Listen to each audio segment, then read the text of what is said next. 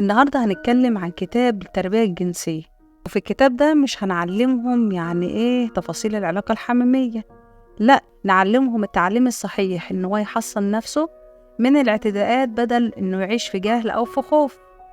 بنعلمهم ازاي يحمي جسمهم ويفهموا اللي هو مناسب واللي ايه هو اللي مش مناسب.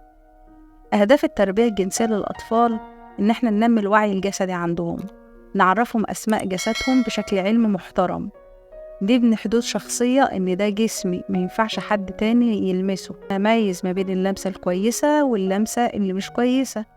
الثقة بالنفس والتواصل مع الوالدين، يعني لما يحصل أي حاجة غريبة أو أي حاجة مريبة أجري على بابا وماما أقول لهم على اللي حصل، ما يكونش فيه بيني وبين بابا جدار كبير علشان خاطر ما أخافش إن أنا أتكلم معاهم. التربية الجنسية دي تبدأ من عمر قد إيه وتكون بشكل مبسط من عمر 2 سنين.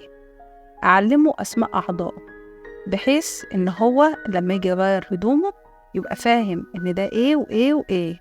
كلمة لأ عند عدم شعوره بعدم الراحة، مثلا الحاجة دي مش مريحاني، لأ مش عايزها، يبقى لازم يقول كلمة لأ وقت ما يكون مش مرتاح. مش مثلا إن أنا كل ما يقول لي لأ أقول لأ الولد مثلا عنيد وبيقول لي لأ على كل حاجة، لأ ده حاجة صحية. لأ إن هو يقول لك مثلا مش هلبس ده أو مش مرتاح في ده أو مش هقدر آكل ده، هو بيعبر عن نفسه ودي حاجة مش وحشة. من عمر 3 سنين ل6 سنين أقدر بقى أفهمه يعني إيه خصوصية ولمسة الآمنة.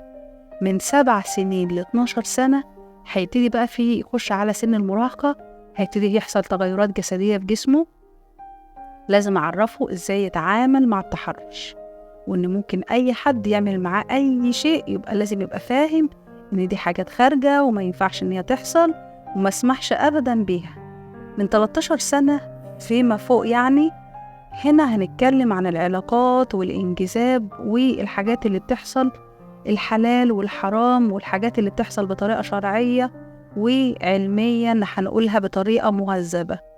طيب، أساليب تربوية عملية بنستخدمها في الكتاب ده بيقول لنا قصص ومواقف توضيحية جدا، وبيعمل لي توعية عشان أقدر أميز فيها الحدود اللي تكون لجسدي.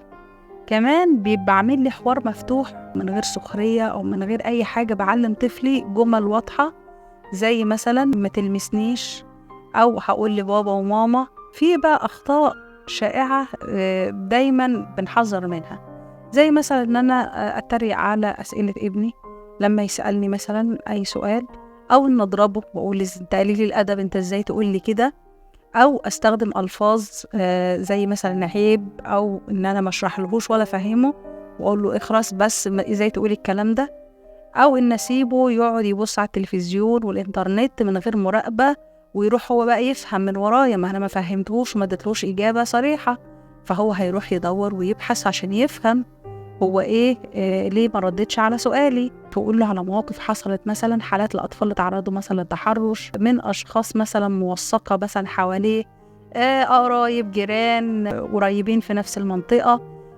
بحيث إن هو يتثقف وفي نفس الوقت يبقى عنده وعي ويتفادى حصل لهم علشان خاطر ما يحصلش مع نفس الموقف.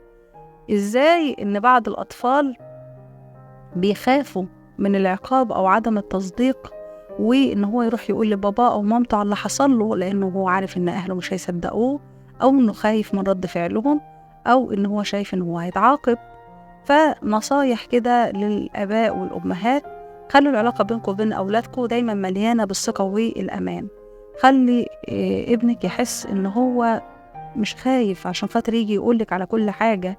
علموا برضو أولادكم إن أجسادكم ديت ليكم انتوا بس، ومفيش حاجة اسمها سر بيني وبين أي شخص كبير، أو أي لمسة مزعجة لازم أتكلم عنها فورا ولازم أقول لأ مهما حصل. في النهاية التربية الجنسية مش رفاهية ولا حاجة وحشة، ولا إن أنا مثلا دي دعوة للانحراف، لأ خالص، دي حماية حقيقية من الاغتصاب أو التحرش بثقف فيها. مش لازم يجيب الثقافة دي من الإنترنت أو من الصحاب، مش لازم إن هو يدور عليها بأسلوب مش محترم، لأ، خليها تيجي من البيت بأسلوب راقي ومحترم وبسيط، ونقدر نقوله ونفهمه عشان يقدر يحمي نفسه ونربيهم على الوعي الذاتي والحدود الشخصية.